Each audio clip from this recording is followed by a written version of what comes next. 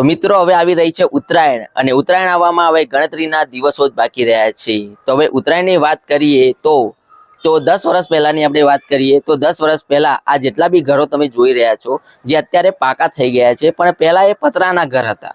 2 મહિના બાકી હોય ત્યારથી લઈને આ જેટલા બી ઘર દેખાય ને એની ઉપર હર એક નાનામાં નાનો છોકરો હોય તો એ ઘર ઉપર ચડીને પતંગ ચગાવતો હોય અને સાંજે તો જાણે કે આજે જ ઉત્તરાયણ હોય એવો માહોલ લાગતો હતો। અને અત્યારે તમે જો કે ગણતરીના દિવસો જ બાકી રહ્યા છે છતાં પણ કોઈના ધાબા ઉપર કોઈ એક છોકરો બી નથી જોવા મળતો। હા, જેને બી પતંગ ચગાવવાનો શોખ છે તો એકબીજાનું જોઈને અત્યારે ચગાવી રહ્યા છે પતંગો કે ના સાંજે જઈને મારે પતંગ ચગાવવાની છે, પેલો ચગાવે છે તો હું ચગાવીશ। તો બહુ ગણતરીના એવા ઘર હશે કે જ્યાં પોતાના ધાબા ઉપર છોકરાઓ ચડીને જે પતંગ ચગાવતા હશે અને અત્યારે એ બધા બહુ ઓછા થઈ ગયા છે। જ્યારે 10 વર્ષ પહેલા તો ભાઈ જેવી સ્કૂલ છૂટે કે 5 વાગ્યા નથી અને ત્યાં રાહ જોઈને જ બેઠા હોય બધા છોકરાઓ કે ભાઈ ઘરે જઈને આપણે પતંગ ચગાવવાની છે। ધાબા ઉપર જઈને સૌથી પહેલા કોણ ધાબા ઉપર ચડે છે, સૌથી પહેલા હું ચડીને પતંગ ચગાવીશ મારી, એમ એ રીતે બધા કોમ્પિટિશન રાખતા હતા।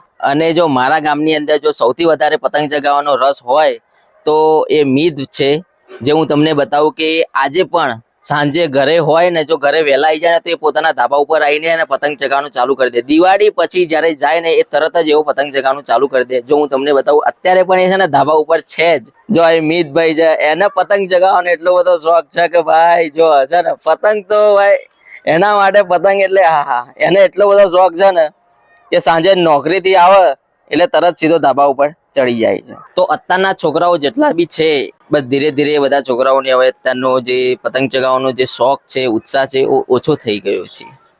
જસ્ટ અત્યારે હું મારી વાત કરું તો હું બી આવ્યો છું પણ પતંગ ચગાવવા નથી આવ્યો। જસ્ટ મેં અત્યારે આવીને જોયું પણ કોઈ એટલું બધું ખાસ લાગ્યું નહીં કે કોઈ પતંગ ચગાવતું હોય। બસ ગણતરીના ઘરની ઉપર જ અમુક છોકરાઓ જે છે પતંગ ચગાવી રહ્યા છે પણ અત્યારે માહોલ કંઈક ઠંડા જેવું લાગી રહ્યું છે। અને ઉત્તરાયણના દિવસે તો આ જે માહોલ તમે જોઈ રહ્યા છો ને ગરમ માહોલ હોય એવું લાગશે જ નહીં કે ભાઈ બહુ ગીચ વસ્તી હોય, બધા આવી ગયા હોય ધાબા ઉપર અને એકબીજાની કાપવા માટે આમ તલપાપડ થઈ રહ્યા હોય એવું કંઈ લાગશે જ નહીં, કેમ કે બહુ ઓછોમાં થઈ ગયો છે। હવે આ જે ક્રેઝ છે એ ઓછો થઈ ગયો છે, ઉત્તરાયણનો જે ઉત્સાહ છે બધાનામાં એ ધીરે ધીરે ઓછો થઈ ગયો છે કે કોણ થૂંકીઓ મારીને હાથ દુખાવે, પવન નથી હોતો આ તે।